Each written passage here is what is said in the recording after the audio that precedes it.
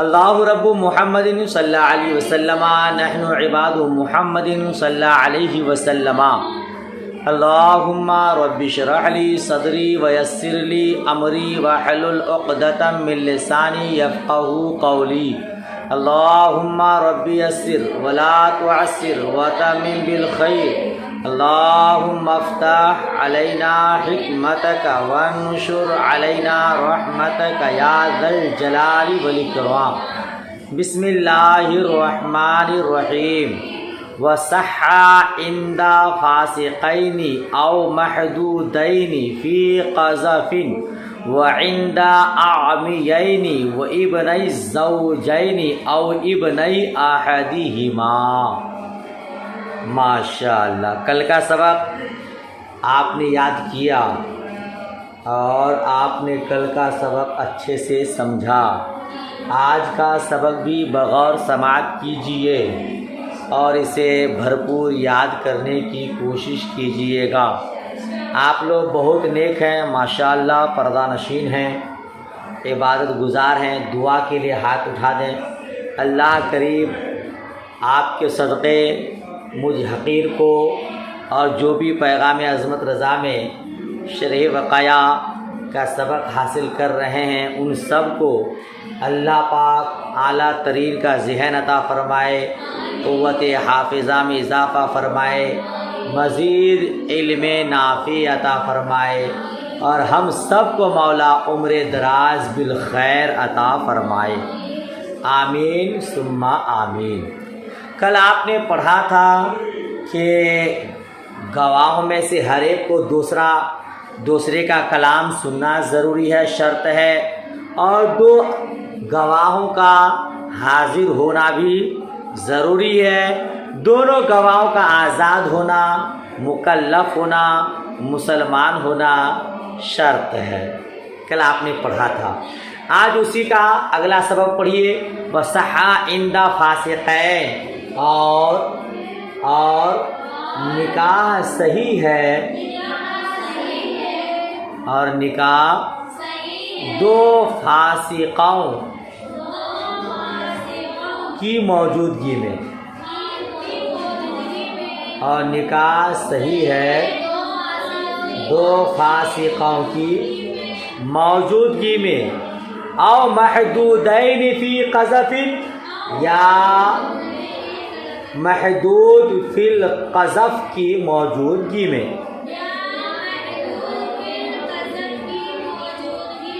اگر دونوں گواہ فاسق ہو تو ان کی موجودگی میں نکاح صحیح ہو جاتا ہے۔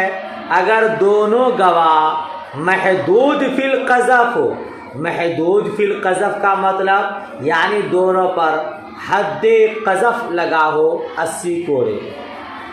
حد قذف جانتے ہیں؟ یعنی کسی پاک دامن پر تہمت لگا دیا، الزام لگا دیا کہ اس نے معاذ اللہ زنا کیا ہے، تو اس جھوٹے آدمی پر الزام لگانے پر حد لگائی جائے گی 80 کوڑے۔ اب یہاں گواہ دو حد قذف والے ہیں تو ان کی گواہی میں بھی نکاح ہو جاتا ہے، تو دو فاسقوں کی موجودگی میں بھی نکاح ہو جاتا ہے، اور دو حد قذف والوں کی موجودگی میں بھی نکاح ہو جاتا ہے۔ دیکھیے، فاسق مسلمان تو ہے نا، مسلمان ہے، بھلے وہ فاسق ہے، اس کو اپنے اوپر ولایت حاصل ہے، تو غیر پر بھی ولایت حاصل ہوگی، یعنی وہ گواہ بنے گا۔ یہ اور بات ہے کہ ولایت ناقص ہوتی ہے، ولایت فاسق کی ولایت ناقص ہوتی ہے، اس کے باوجود اگر وہ گواہ بنے تو نکاح منعقد ہو جاتا ہے، نکاح منعقد۔ اچھا، دوسری بات، اگر قاضی کے پاس گواہی دینے کی ضرورت پڑے تو فاسق کی گواہی قاضی کے پاس مقبول نہیں بلکہ مردود ہے۔ سمجھ شریف میں بات آ رہی ہے؟ نکاح ہو جائے گا لیکن کبھی قاضی کے پاس گواہی دینی پڑے تو پھر اس کی گواہی قبول، لہذا فاسق کو گواہ نہیں بنانا چاہیے، گواہ نہیں بنانا چاہیے، سمجھ رہے ہیں؟ لیکن بنا دیا تو نکاح منعقد ہو جائے گا۔ اسی طرح حد قذف والے، جو میں نے بتایا آپ کو، کسی پر الزام لگا دیا، کسی پر الزام لگا دیا اور اس پر حد لگائی گئی 80 کوڑے، اب وہی شخص نکاح میں گواہ بن رہا ہے تو ان کی گواہی سے نکاح منعقد ہو جائے گا۔ یہ اور بات ہے کہ ان کی گواہی قاضی کے سامنے مقبول نہیں ہوگی، یہ کیونکہ رب نے فرمایا قرآن مجید میں فَلَا تَقْبَلُوا لَهُمْ شَهَادَةً أَبَدًا، ان کی گواہی کبھی قبول نہیں ہوگی مگر نکاح ہو جائے گا، نکاح، ہاں وہی کہہ رہے ہیں، اور نکاح صحیح ہو جاتا ہے دو فاسقوں کی موجودگی میں اور دو حد قذف والے کی موجودگی میں، وعند اعمیین، اور دو اندھے کی موجودگی میں، اور دو، جی گواہ میں دونوں اندھے ہیں تب بھی نکاح منعقد ہو جائے گا، کیونکہ اندھے کو اپنے اوپر ولایت حاصل ہے، ولایت حاصل ہے، لہذا دوسرے پر بھی اس کو ولایت حاصل ہوگی اور ان دونوں کی گواہی سے نکاح منعقد ہو جائے گا۔ وَإِبْنَ الزَّوْجَيْنِ، اور زوجین کے دو بیٹے، اور زوجین میاں بیوی، میاں بیوی کے دو بیٹے، او ابن احدہما، یا ان دونوں میں سے کسی ایک کے بیٹے ہو تو نکاح منعقد ہو جائے گا۔ شادی سے پہلے ہی بیٹے ہیں، جی جی ہو سکتا ہے اس کی دوسری شادی ہو، یہ ادھر اس کی محترمہ دنیا سے رخصت ہو گئی اور ادھر اس کا محترم اللہ کو پیارا ہو گیا، دونوں کی جوڑی مل گئی، اب دونوں کی دوسری شادی ہو رہی ہے، اس کے بھی بچے ہیں اس کے بھی بچے ہیں، اب ان بچوں کی موجودگی میں اگر انہی کے بیٹے گواہ بنے تو نکاح ہو جائے گا کہ نہیں؟ نکاح ہو جائے گا۔ میاں بیوی کے دونوں بیٹے ہو یا ان دونوں میں سے کسی ایک کے دو بیٹے ہو تو دو گواہوں کی موجودگی میں نکاح منعقد ہو جائے گا۔ مگر آگے کیا مسئلہ بنے گا؟ اگر قاضی صاحب کے پاس گواہی دینی پڑے تو کس کی گواہی کس کے حق میں قبول ہوگی اور کس کی گواہی نہیں قبول ہوگی؟ صفحہ پلٹیے اور آگے بڑھیے۔ آگے ہے لیکن لا یظہر بہما ان ادعا القریب، لیکن کیا کریں؟ لیکن ان دونوں کی گواہی سے نکاح ثابت نہیں ہوگا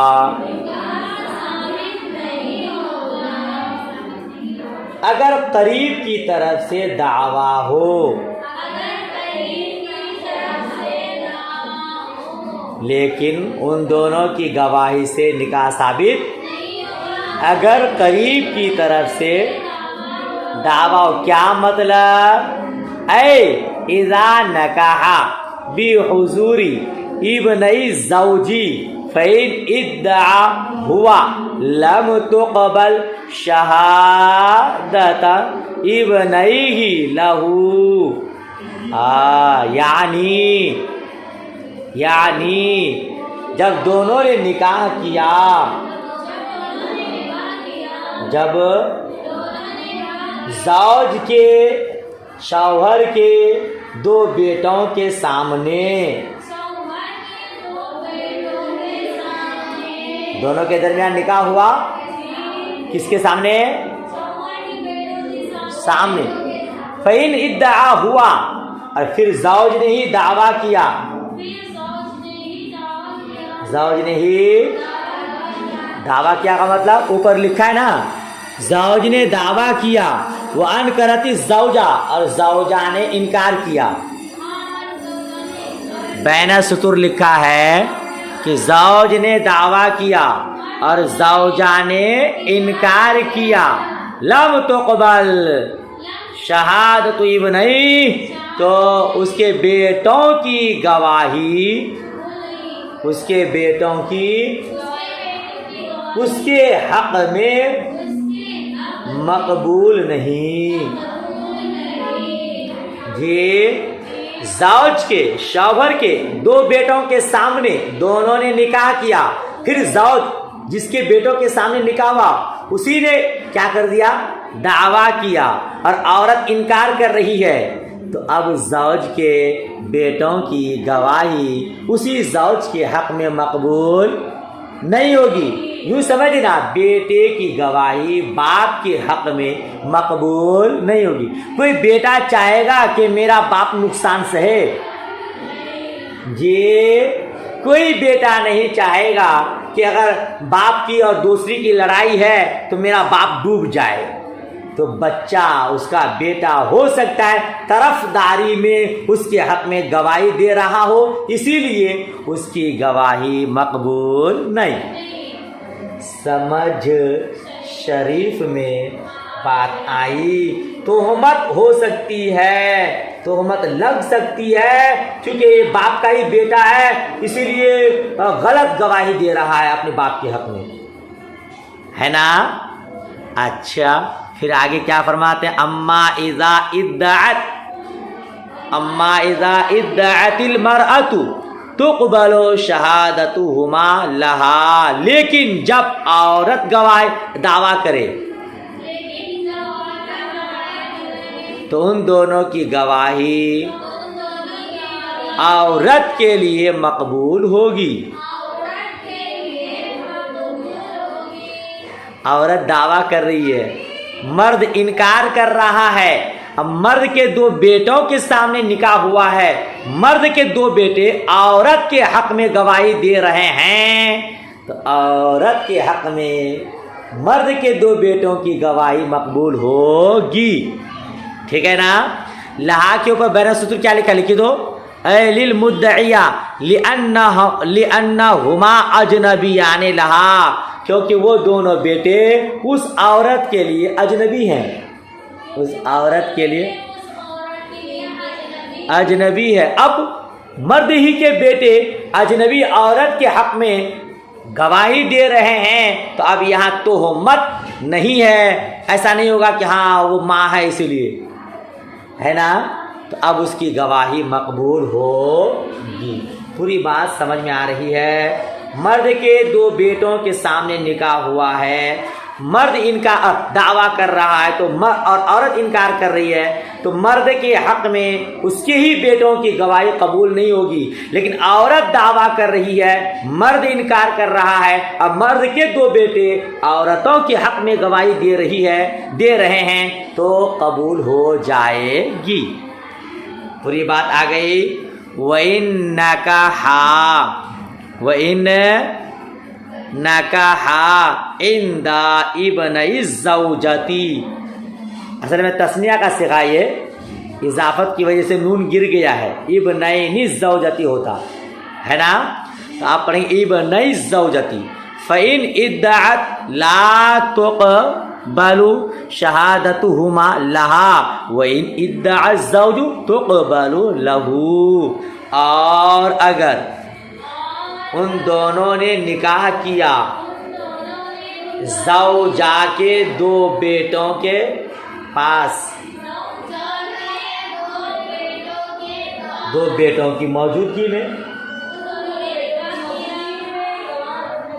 مرد و عورت دونوں نے نکاح کیا اور گواہ میں عورت کے دو بیٹے تھے، عورت کے ہاں، فَإِنْ ادعت لا تقبل شہادتہما لہا، پھر اگر عورت نے دعویٰ کیا، پھر اگر تو ان دونوں کی گواہی اس عورت کے حق میں مقبول نہیں ہوگی، کیونکہ عورت کے بیٹے ہیں نا، اب بیٹا تو ماں کا ہی بھلا سوچے گا نا، اب وہی دعویٰ کر رہی ہے، اب بچے اسی ماں کے حق میں گواہی دے رہے ہیں، تب قاضی کہیں گے کہ یہ غلط گواہی دے رہا، ماں ہے نا اس کو بچانے کے چکر میں، لہذا شریعت کہہ رہی ہے کہ اب اس کے ماں کے حق میں ان دونوں بیٹوں کی گواہی مقبول۔ وَإِنْ اِدَّعَ الزَّوْجُ تُقْبَلُ لَهُ، اور اگر شوہر نے دعویٰ کیا تو اس کے حق میں مقبول ہوگی، اس کے حق میں۔ سمجھ شریف میں بات آ گئی، مطلب یہی ہوا اگر کیا دوسرا دعویٰ کرے تو قبول ہوگی، اور قریب انکار کرے تو قریب کے خلاف ان کی گواہی مقبول ہوگی، ہے نا؟ یعنی بیٹے کی گواہی ماں باپ کے حق میں قبول نہیں کی جاتی ہے، کیونکہ اس میں طرف داری کی تہمت ہو سکتی ہے، اور اگر ان کے خلاف گواہی دے رہا ہے تو گواہی مقبول ہوگی، چونکہ یہاں الزام نہیں لگتا ہے۔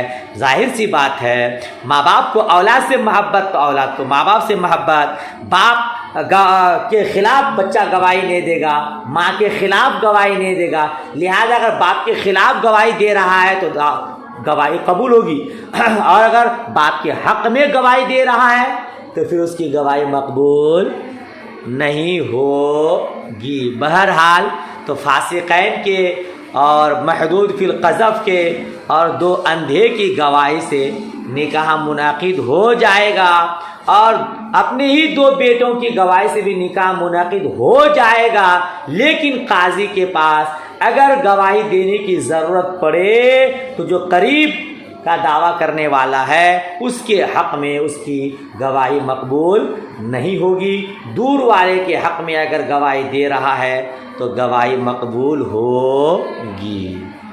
بات پوری سمجھ میں آ گئی؟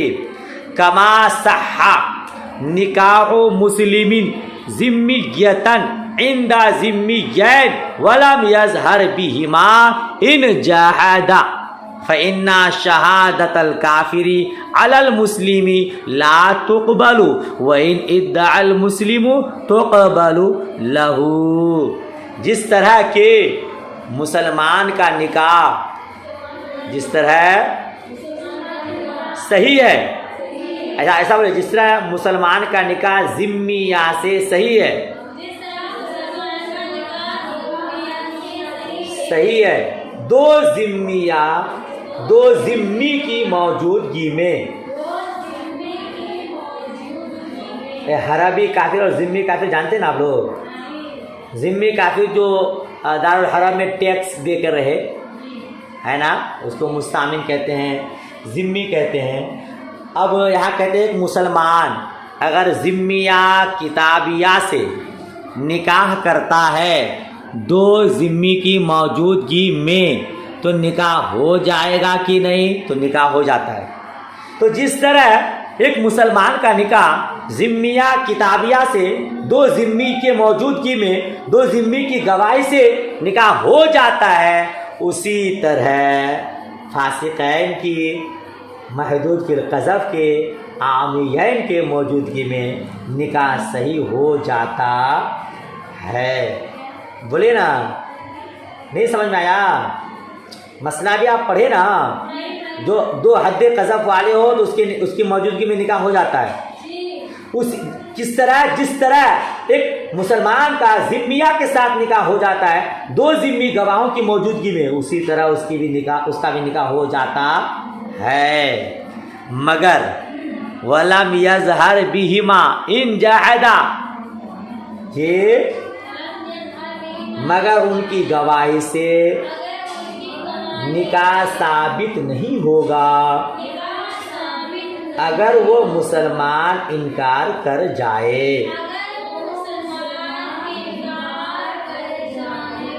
اگر وہ مسلمان انکار، کیونکہ کافر کی گواہی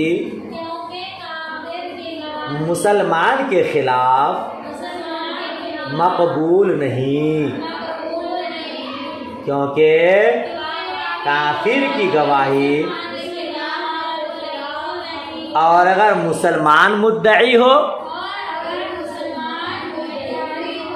اور اگر یعنی دعویٰ کرنے والا ہو اور ذمیہ نکاح کا انکار کرے تو اس کے حق میں ذمیوں کی شہادت مقبول ہوگی۔ اس مسئلہ کو سمجھیے، ذمیہ سے مراد کتابیہ ذمیہ ہے۔ کون سی ہے؟ کتابیہ۔ اس لیے کہ مسلمان کو کتابیہ سے نکاح کرنا حلال ہے۔ یہودیہ نصرانیہ کے علاوہ دوسری غیر کتابیہ ذمیہ سے مسلمان کا نکاح جائز نہیں ہے۔ کتابیہ اگر ہے، یہودیہ ہے، نصرانیہ کتابیہ ہے تو اس سے مسلمان کا نکاح جائز ہے، دوسری کتابیہ سے نکاح جائز۔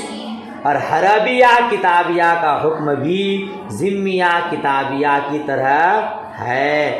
جب کوئی مسلمان دارالحرب میں اس سے نکاح کر لے تو درست ہے، اگرچہ اس سے نکاح مکروہ ہے، اگرچہ اس سے نکاح، مگر نکاح ہو جائے گا، مگر نکاح ہو جائے جی۔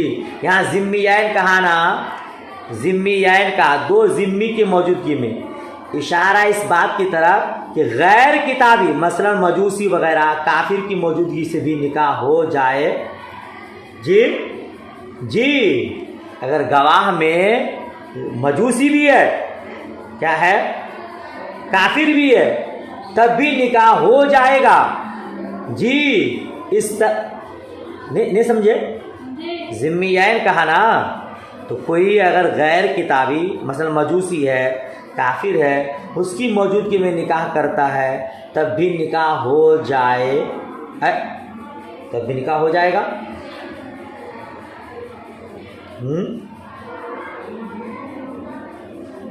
ہم نے تو پہلے پڑھا نا کہ مسلمان ہو، دونوں گواہ کا مسلمان ہونا شرط ہے، کافر کی گواہی سے نکاح منعقد نہیں ہوگا، چونکہ کافر کو تو مسلمانوں پر کوئی راستہ ہی نہیں ہے نا، اب تو پہلے پڑھ چکے جی۔ لہذا اگر ذمیین کی موجودگی میں، ذمیین کی موجودگی میں نکاح ہوا اور مسلمان انکار کر رہا ہے، مسلمان انکار کر رہا ہے تو کافر کے حق میں اس کی گواہی مقبول نہیں ہوگی۔ لیکن مسلمان دعویٰ کر رہا ہے اور ذمیہ انکار کر رہی ہے تو پھر مسلمان کے حق میں اس کی گواہی مقبول ہوگی۔ خلاصہ یہ ہے، قریب والے کے حق میں اگر گواہی دیتا ہے تو گواہی مقبول نہیں ہوگی، اور دور والے کے حق میں اگر گواہی دے رہا ہے تو گواہی مقبول ہو جائے گی۔ ماشاء اللہ۔ چلیے تو یہیں تک رہنے دیتے ہیں، پھر آگے اگلا سبق دوسرا پڑھیں گے انشاءاللہ تبارک و تعالی۔ دعائے خیر میں یاد۔ اللہ حافظ، خدا حافظ۔